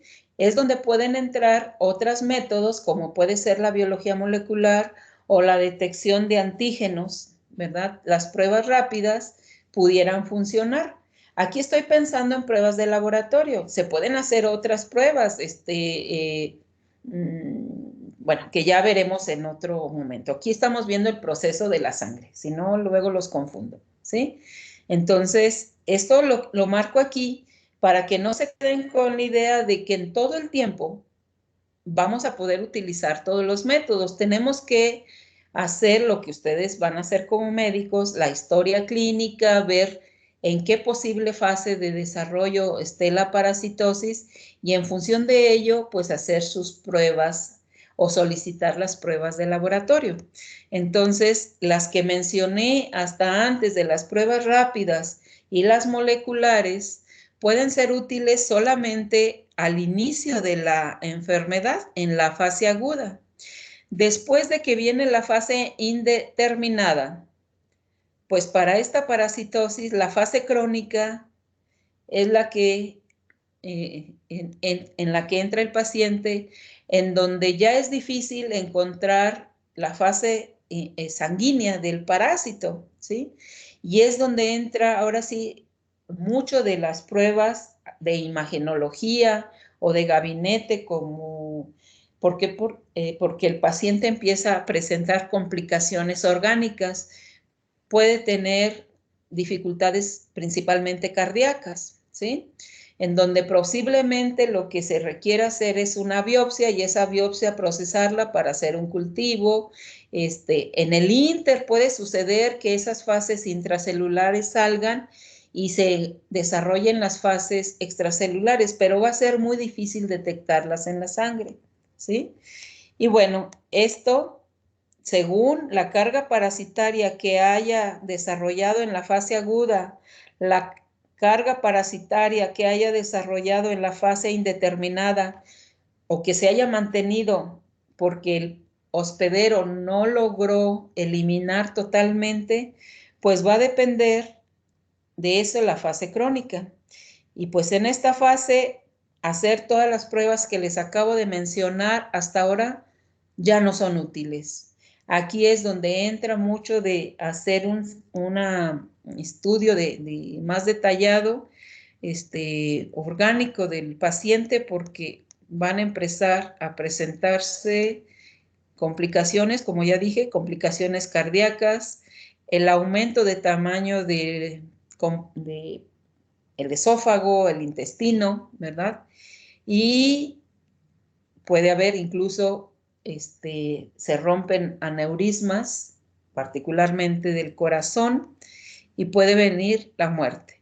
Entonces, en las zonas endémicas es muy importante hacer vigilancia epidemiológica de esta parasitosis. Y por eso es que la Organización Mundial de la Salud ha mantenido el desarrollo de pruebas rápidas, ¿sí? Las famosas pruebas diagnósticas rápidas, PDRs, ¿verdad? Las pruebas moleculares para detectar en las fases agudas a estas enfermedades, porque si están en la fase crónica, el paciente ya ni va a recordar que en algún momento lo picó un insecto y de pronto viene la muerte, ¿verdad? Y a veces no se relaciona. Entonces, por eso quería mencionarles que estas pruebas de laboratorio no siempre van a ser utilizadas. Bueno, la enfermedad es causada por Trypanosoma cruzi. Aquí también está mal escrito. Ay, no sé si les digo. Denme oportunidad de corregirles la presentación porque me va a dar pena. La corrijo y se la subo correcta sin errores de dedo. El hospedero principal va a ser el humano, pero esta parasitosis también se va a presentar en animales domésticos, animales salvajes y además, pues en el transmisor, ¿verdad? Que el género más importante aquí en México es el género Triatoma, es una chinche hematófaga que va a presentar diferentes estadios, huevecillos, estadios ninfales, adultos, aquí los machos y las hembras, las ninfas, todos son hematófagos, pero la prueba de senodiagnóstico pues va a ser principalmente por las ninfas, que son estadios inmaduros del parásito. ¿Por qué? Porque estos necesitan crecer rápidamente y si no tienen los nutrientes adecuados, pues detienen su crecimiento y pueden morir fácilmente, ¿sí? Entonces, esto es lo que se tiene en el laboratorio. Y aquí en microbiología, luego les paso unas imágenes de las chinches que hay aquí y hacemos el simulacro de que me los pongo en el antebrazo, ¿verdad? Bueno, es que ya eso lo hicimos con otro grupo que sí pudo asistir al laboratorio, pero pues no tengo el video. Bueno. Otro aspecto que debe considerarse para seleccionar. Sí, José. Mira, ahorita tenemos chinches recién alimentadas, por si la quieren ver en vivo. ¿Tú las tienes ahí en el laboratorio? Que nos las pudieras poner en la camarita. Seguro que sí, Yola. Permíteme.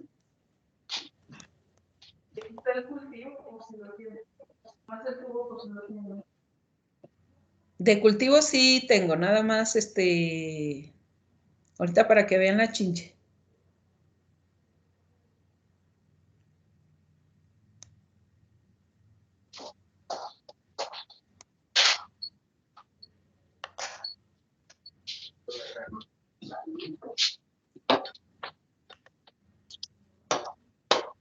Para que me puedas pasar el video, ¿me pides el control, José? ¿Mandé?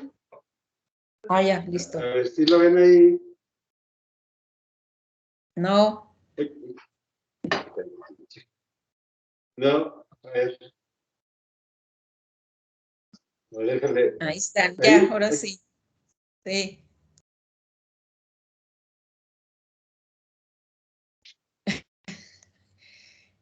Es triatoma, no sé qué especie de triatoma pequeñas, unas ninfas. ¿Mandé? No sé si ya tienen identificada la especie, José. No, de estas no, son de Calvillo, pero... Miren, vean aquí, esto que ven aquí es... Ay. Parece que es Longipenis, Yola, pero así seguro no. Bueno, ahí está la cabeza y se ve como un tubito aquí abajo. Esa es una probóscide. Es gruesa, pero adentro de ella tiene ay, se me fue el nombre. La probóscide es dura y adentro tiene Filete, ¿no? ¿Cómo? Filete, ¿no? ¿El qué? ¿Es filete? Bueno, sí tiene como otro tubito que es como una aguja hipodérmica, la cual introduce en la piel para succionar la sangre. Miren, esto que parece como una aguja Adentro tiene un tubito más delgado que es como una jeringa hipodérmica para poder succionar la sangre, ¿sí? Bueno, este es un adulto por lo que veo, ¿verdad? Era un adulto, ¿sí?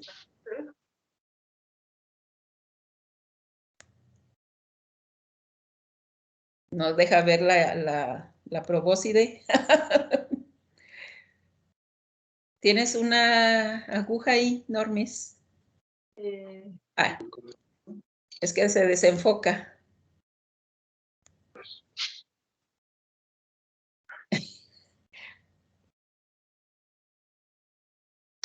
Ahí.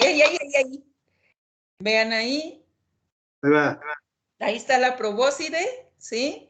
Adentro de esa probóscide está otro tubo fino que es, les digo, como una aguja hipodérmica, la cual ya finalmente introduce en la piel para succionar la sangre, ¿sí? Ahí tiene sus antenas y los ojitos están en la parte anterior. Bueno, pues cuando gusten, si ustedes tienen en sus lugares de origen por ahí, pues bueno, son bienvenidas. Aquí hay una ninfa, yo la doy. Si me las quieren traer. Sí. Esa ya comió, ¿verdad? Vean. Sí, acaban de comer, yo la hace vean como su una hora. abdomen, están gorditas. Ay. Bueno, está bien triponcita. Sí. José, no les enseñes a que no usen guantes. Yo sé que no eres temeroso de Dios. No, pero la tengo lejos de la mano, yo la... Sí. Bueno, vean, aumenta el volumen de su abdomen, recién alimentadas. Bueno, gracias, José. Gracias, Normis. De nada. ¿Alguien de ustedes ha visto en su... o alguien es de Calvillo por ahí? ¿Alguien de ustedes? ¿Jóvenes?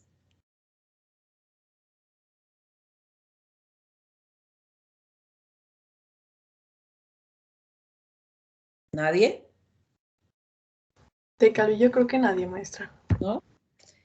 Bueno, si conocen a alguien, pues les encargamos las chinches. Bueno, vamos a continuar entonces.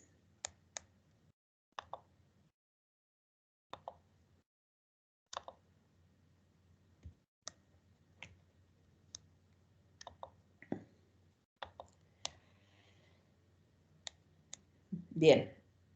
¿Cómo se adquiere esta parasitosis?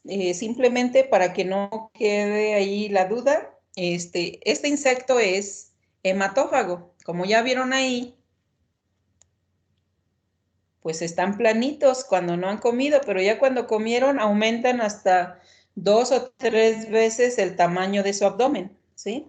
Y es importante que se mantengan así para que puedan madurar y luego reproducirse y nosotros poder tener a los parásitos, digo a los transmisores, y tener manera de mantener a la cepa de Trypanosoma y tener chinches para hacer senodiagnóstico. Bueno, ¿cómo se transmite esta parasitosis? La chinche succiona sangre con esa aguja hipodérmica que les mencionaba que está dentro de la probóscide, que parece la punta de una aguja, ¿verdad? O sea, su probóscide es como una aguja casera, pero adentro tiene otro tubito más delgado que se llama hipofaringe, que es con la que succiona la sangre. Pero este insecto no transmite por la picadura al parásito. Lo que hace es, como se llena tanto de sangre como lo vieron ahí, hace del baño, defeca. Entonces, esa probóscide gruesa deja una perforación en la piel y cuando el insecto camina, pues contamina con su materia fecal, que es donde está el Trypanosoma cruzi, contamina la herida o bien nosotros nos rascamos. Entonces, en las heces del insecto nos contaminan esa abertura que hizo con la probóscide el insecto una vez que se alimentó, ya sea que el insecto camina, insisto, o bien nos rascamos. Entonces, lo importante es que en la materia fecal del insecto vaya a este estadio, el tripomastigote metacíclico. Se llama así porque viene del insecto y ahorita vamos a ver particularmente por qué. Una vez que entra en el humano, va a permanecer un tiempo en la zona de picadura, en donde es fagocitado, ¿sí? Por células macrófagos particularmente, y ahí se transforma en un estadio intracelular que se llama amastigote. Dentro de las células fagocíticas, pues uno diría, se van a morir este parásito. Algunos se mueren, pero otros no, necesitan ser fagocitados para poderse dividir adentro de las células. Entonces salen de esas células y se transforman nuevamente en tripomastigotes, pero ahora tripomastigotes sanguíneos, que son los que nosotros vamos a detectar con el examen en fresco, el frotis, la gota gruesa, etcétera, etcétera, ¿sí? Ese tripomastigote sanguíneo puede volver a infectar más células, que pueden ser células tisulares o células que llegan de diferentes órganos, ¿sí? Entre ellos el cardíaco, pero pueden ser células del músculo, pulmonares, en algunos casos cerebrales, etcétera. Pero también pueden entrar en esas y transformarse en amastigote y dividirse, volver a salir, pero esto solamente se mantiene en la fase aguda. ¿Qué pasa si hay poquitos tripomastigotes sanguíneos en la sangre y nosotros hacemos el senodiagnóstico? Pues lo que ya dijimos, en el transmisor, al succionar la sangre, se debe de llevar el tripomastigote para que en él se reproduzca. Si este paciente estaba enfermo, en la chinche se va a reproducir el parásito, pero en la chinche lo que ocurre es que se transforma en epimastigote y otros estadios que no están representados aquí, ¿verdad? Se va a dividir y nuevamente formar tripomastigotes, pero ahora se llaman metacíclicos porque este que entró se transformó en epimastigotes, en promastigotes y otros tantos estadios para nuevamente dar origen al estadio de tripomastigote, que es diferente al que entró, y por eso es que se le llama metacíclico. Ha sufrido un cambio, se dividió, ¿verdad? Entonces, nuevamente, un insecto que estaba sano, si se infectó de un humano, pues vuelve a contagiar a otro que no estaba infectado. Entonces, uno de los principales es por la picadura, pero no propiamente la picadura, sino la contaminación de heridas o el área de la picadura por triatoma. Por eso ahorita le decía a José Luis, nos está enseñando agarrando las chinches. Estas chinches creo que sí tienen Trypanosoma cruzi, ¿verdad? Si no se lava las manos, las vamos a revisar. ok, bueno, pero vamos a suponer que nosotros, que nosotros tuviéramos, manejáramos heces de chinches contaminadas, no lavamos las manos, nos frotamos los ojos, la nariz o nos llevamos los dedos a la boca, nos podemos contaminar o bien tenemos una herida. Esa es una manera de cómo nos podríamos infectar, independiente de la infección natural, que es por contaminación de las heridas causadas durante la picadura por el insecto o la contaminación al rascarnos esa herida, ¿sí? Y entran las formas parasitarias. Entonces, esa es la principal. Otra es por transfusión sanguínea y como ustedes saben, en banco de sangre se hace la detección de Trypanosoma cruzi, pues porque es un método de cómo podemos adquirir. La otra es que nos hagan un trasplante de un órgano, un corazón, ¿verdad? Que tenga Trypanosoma cruzi. Entonces, el Trypanosoma cruzi puede salir de las células cardíacas e infectar otras células, aunque lo haga de una manera más lenta que en la infección natural. También se ha visto que hay casos poco reportados, pero los hay de forma congénita. También hay uno o dos casos reportados en donde se dice que el bebé adquirió durante la lactancia la parasitosis, ¿sí? Los accidentes en laboratorio o, como ya les comentaba, vía oral al ingerir o llevarse las manos contaminadas con el estadio parasitario. Ahí les voy a dejar esa liga para que la revisen ustedes, o las vamos a revisar en teoría, de cómo es la transmisión de este parásito. Bueno, yo porque quería que vieran a la chinche, pero pues ya la vieron ahí. Ya no la mostraron José Luis y Norma, ¿sí? Bueno, esta parasitosis es muy importante a nivel mundial. Tripanosomiasis americana, lógicamente es más importante en América Latina, pero no quiere decir que los casos por viajes a países endémicos como México no sean una fuente de casos para países como Estados Unidos y Canadá, ¿sí? La muerte reportada por la Organización Mundial de la Salud es en la fase crónica, donde mueren ya por complicaciones orgánicas, particularmente cardiopatías, ¿verdad?, asociadas a estas complicaciones, ¿sí? En México, pues, es importante. ¿Sí? ¿Iban a decir algo? ¿No? Bueno, aquí están algunos gráficos en donde están los estadios de este parásito. El amastigote, solamente lo vamos a encontrar en el humano en tejidos. Es la forma intracelular, ¿sí? Pero este parásito tiene más estadios. Uno que se conoce es esferomastigote, promastigote, epi y tripomastigote. Todos estos, desde el esferomastigote, los podemos encontrar en el insecto y en los cultivos bifásicos. En el humano solamente, o en los hospederos vertebrados, solamente vamos a encontrar el amastigote intracelularmente en biopsias de tejido. El tripomastigote lo vamos a encontrar en la sangre, ¿sí?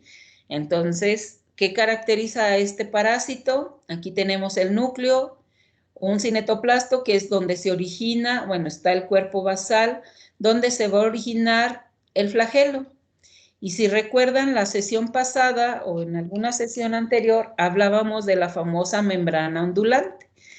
Este parásito tiene un solo flagelo, ¿sí? Tiene un flagelo en donde, aquí vean, solamente quiero que vean este desarrollo. Está el núcleo, ¿sí? El cinetoplasto o cuerpo y el cuerpo basal, la parte donde se va a formar el flagelo. Vean, a partir de ahí se va formando por la flagelina, aumenta el flagelo, pero vean lo que ocurre conforme pasa el tiempo. Este cinetoplasto se va desplazando, por lo tanto va jalando el flagelo a lo largo de la célula. ¿Y qué va pasando con el tiempo? El flagelo queda al interno de la célula, el cinetoplasto está en la parte posterior, y como el flagelo queda bordeando o por dentro de la membrana, cuando la parte del flagelo libre se mueve, da la apariencia de tener una membrana ondulante, ¿sí? Entonces, podemos ver aquí, el amastigote tiene una pequeña porción de flagelo, pero está interna, no lo podemos visualizar, ¿sí? Este es redondeado, ya tiene un pequeño un flagelo, la forma va cambiando, se hace alargada. El epimastigote tiene el cinetoplasto hacia la parte central y el tripomastigote tiene el cinetoplasto hasta la parte totalmente posterior de la célula, ¿sí? Entonces, aquí están representados las formas, ¿sí?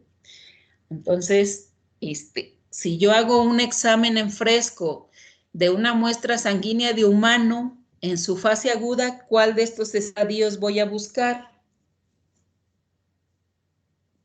Leonardo está.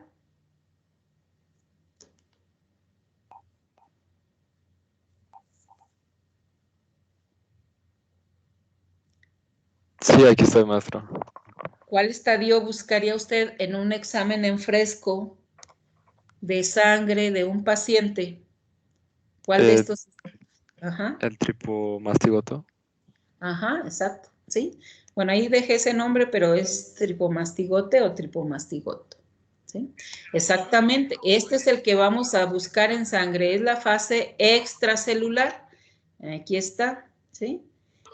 Este lo vamos a buscar en biopsias de tejidos sólidos. Ahora,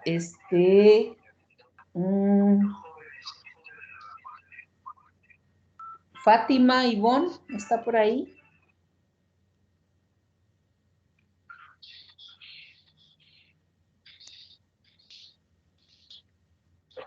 ¿No? ¿Alguien valiente que me diga para la siguiente pregunta antes de decir la pregunta? Está muy sencillo, nada más es retomar qué se observaría.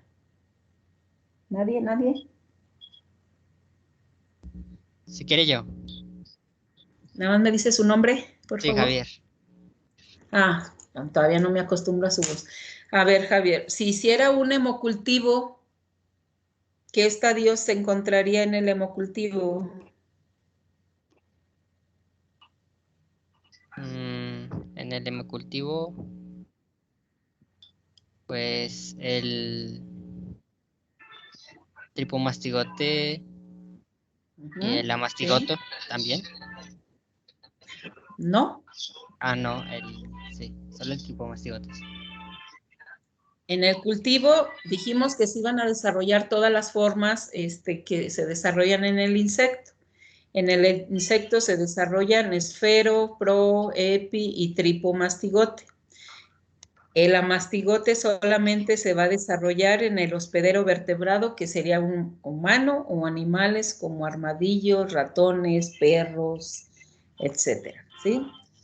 Entonces, de aquí a acá, aunque aquí vean los eritrocitos, o de aquí a acá es lo que vamos a observar en un hemocultivo y en las heces de una chinche, ¿sí? Si inoculamos un ratón, pues vamos a encontrar en sangre el tripomastigote y en tejidos sólidos los amastigotes, ¿sí?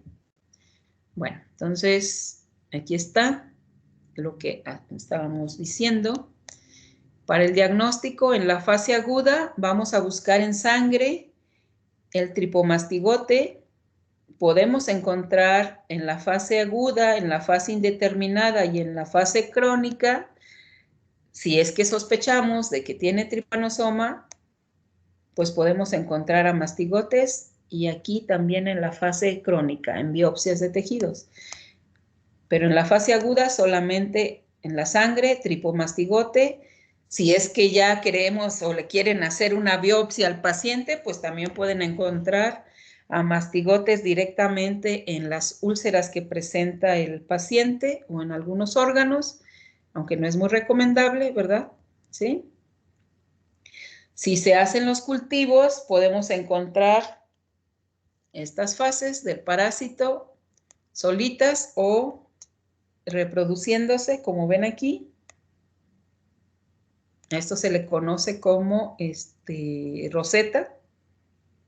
Aquí también me faltó ponerle el nombre. Esto se llama roseta, ¿sí? Y bueno, esta es una fotografía electrónica. Lo que yo quiero resaltar es que en la fase aguda, el estadio importante es la fase sanguínea extracelular, ¿verdad?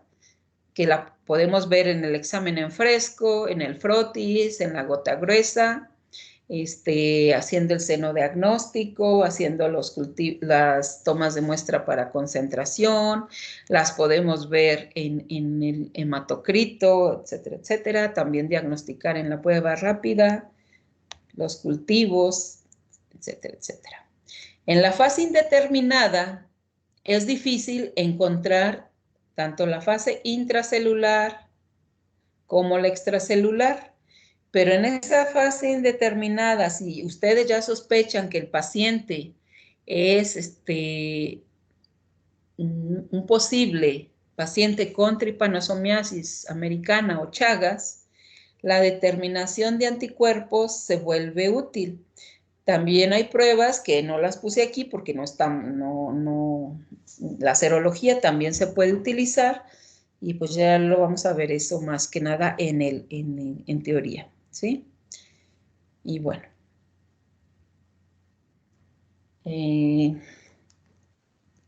No quiero ya terminar a la carrera, al cabo nos va a dar tiempo de verlo la siguiente sesión.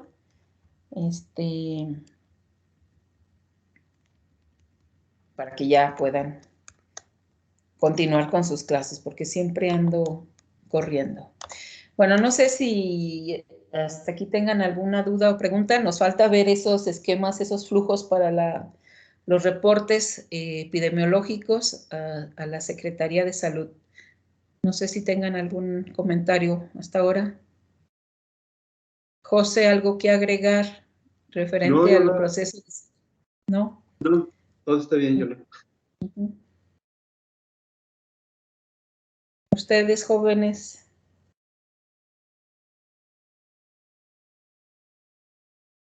De mi parte todo bien, maestra. ¿Todo bien? Bueno, no sean malitos, si descargaron la presentación, el documento, voy a corregir los errores de dedo y ponerles en activo las ligas que no estaban activas para que lo vuelvan a descargar. Y para la siguiente sesión revisan lo que nos falta, aunque yo espero que el jueves ya veamos Chagas, ¿sí? Entonces, para que tengan corregida el documento, por favor.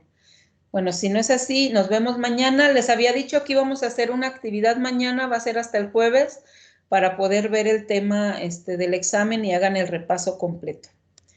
Bueno, nos vemos mañana, jóvenes. Que estén bien. Hasta luego.